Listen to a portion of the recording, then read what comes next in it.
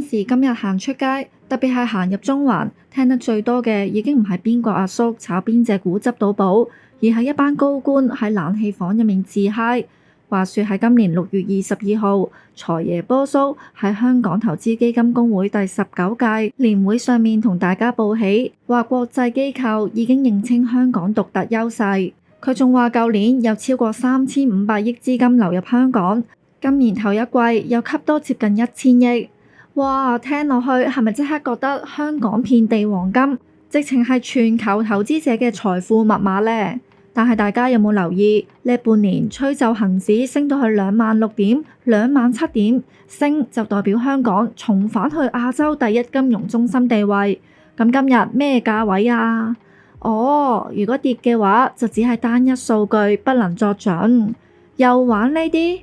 老老實實啦，只要大家用常理諗下，就會發現呢啲所謂嘅資金流入同埋資產管理轉型，只不過係一場呃人呃自己、掩耳盜鈴嘅數字遊戲。當一個自稱國際金融中心嘅地方要淪落到靠喪發債，甚至要打外匯基金主義，抌1500億出嚟去填補北部都會區呢個大白象基建深潭嘅時候，高官口中嘅穩健，明眼人一睇就知，只係包裝精緻嘅龐氏騙局。咁一樣啦，喺未開始之前，如果大家未訂閱嘅，請幫手訂閱啦，請讚好及分享俾朋友。如果有時間嘅話，請幫我手睇晒啲廣告，多謝大家。每次聽到波叔出嚟數手指，話香港交易所買賣產品 ETF 數量由以前唔夠180隻，激增到而家超過240隻。資產管理規模高達6500億，真係忍唔住想笑出聲啊！學你前上司林鄭講，唔係話數字高就一定越巴閉嘅。用現代財務學嘅角度去睇，產品數量多咗，唔代表市場幫投資者賺大錢嘅超額回報能力強咗，往往只係代表市場倒模，製造咗一大堆冇人買、缺乏流動性嘅金融垃圾。資金流入3500億，聽落好似好把炮喎。但係波叔點解永遠唔敢攤開條數，講下呢啲資金究竟喺邊度嚟呢？資金結構係點樣？轉手速度有幾快？喺行為金融學入面，呢招叫做框架效應，即係攞最靚嗰忽影張相擺上 IG， 企圖掩蓋整體系統性風險。當全球真正嘅跨國機構投資者一早就已經用腳投票，將美金資產撤走到去新加坡或者係其他成熟市場嘅時候，香港留返低喺度嘅好多時只不過係一堆左手交右手，主要功能係幫人民幣資產做風險管理嘅內資。呢件事最搞笑嘅位喺邊度呢？就係波叔好自豪咁宣佈，喺2026年8月將會推出香港5年期中國政府債券期貨，仲話要同債券通互換通拍住上，搞個完美嘅人民幣資產風險管理套餐。如果架車本身係夠硬淨又安全，使唔使叫個司機戴晒頭盔、着埋避彈衣，再加個降落傘先咁揸出街啊？搞咁多嘅衍生工具去對沖，正正就係話俾全世界聽，個底層資產嘅風險已經大到普通投資者都頂唔順啦。如果啲基礎資產好似佢講到咁，升值潛力無限，回報穩如泰山，市場鬼需要你搞咁多層層疊疊嘅工具去分散風險咩？波叔就搏晒老命咁 sell 中國創新生態同科技能力，話香港係超級聯繫人，但係現實係點？喺國際地緣政治同全球供應鏈大洗牌嘅宏觀經濟之下，呢一條橋嘅兩邊，一邊係心急如焚想撲水同國際接軌嘅內地企業，另一邊就係對治理結構越嚟越唔信任嘅全球資本。根據資訊不對稱理論，當個場嘅規矩同國際標準越行越遠，優質資金自然就會掉頭走，最後留低喺個場度玩嘅，只係剩低撈一筆就閃嘅低質投機客。睇返最新公布嘅公共財政預測，為咗撐起北都同其他大型基建，政府個發債上限居然大幅飆升到去9000億嘅誇張水平。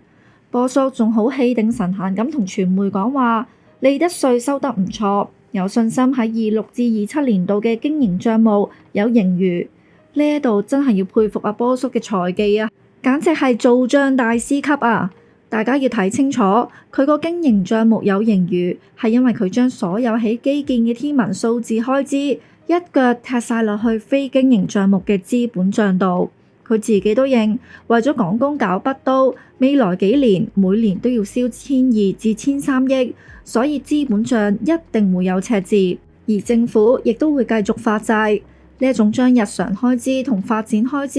夾硬剝離嘅掩眼法，根本就係自欺欺人。政府將發債上限推到去9000億，背後其實隱藏住極大嘅炸彈。經濟學有個理論叫李嘉圖等價，意思係政府今日發債製造繁榮嘅假象，理性嘅市民聽日就會預期到一定係由大家交多啲稅，或者係削減公共福利嚟還債。波叔成日強調，未償還債務只係佔 GDP 嘅14%，話係處於非常安全水平，但係佢完全避開咗香港經濟結構嘅致命財務槓桿邏輯。香港冇獨立貨幣政策，喺聯繫匯率之下，利率政策一定要跟住美金走。當你因為填海起樓搞到負債累累，而喺以前最依賴嘅賣地收入又因為經濟結構性調整一沉不起，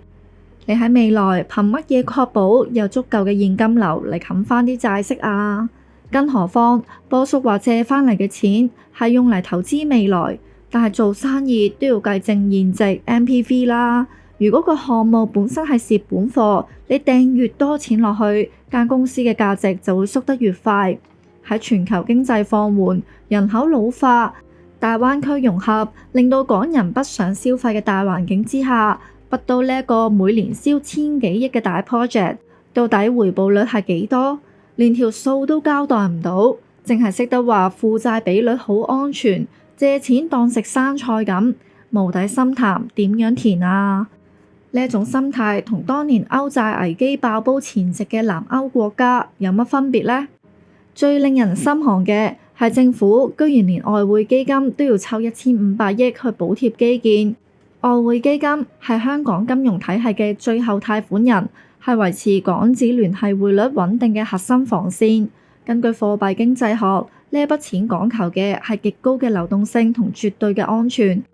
而家你將佢掟入去啲一時三刻變現唔到，甚至可能永遠回唔到本嘅爛地基建度，係等同自拆護城河，削弱香港應對外部金融衝擊嘅能力。你估國際評級機構同對沖基金經理真係盲嘅咩？人哋評估一個地方嘅財政穩健，唔係睇你財爺對住個鏡頭笑得有幾咁燦爛，而係睇你嗰張資產負債表嘅流動性比率。當你啲優質流動資產被綁死喺啲磚頭度，負債上限又直逼9000億，市場嘅系統性風險溢價自然就會飆升。高官口中所謂嘅平穩安全水平，只係建立喺一個極度離地、發緊夢嘅財政模型上面。當賣地呢條大水喉已經乾塘，利得稅增長又追唔上基建燒錢嘅速度，持續發債就變咗條不歸路啦。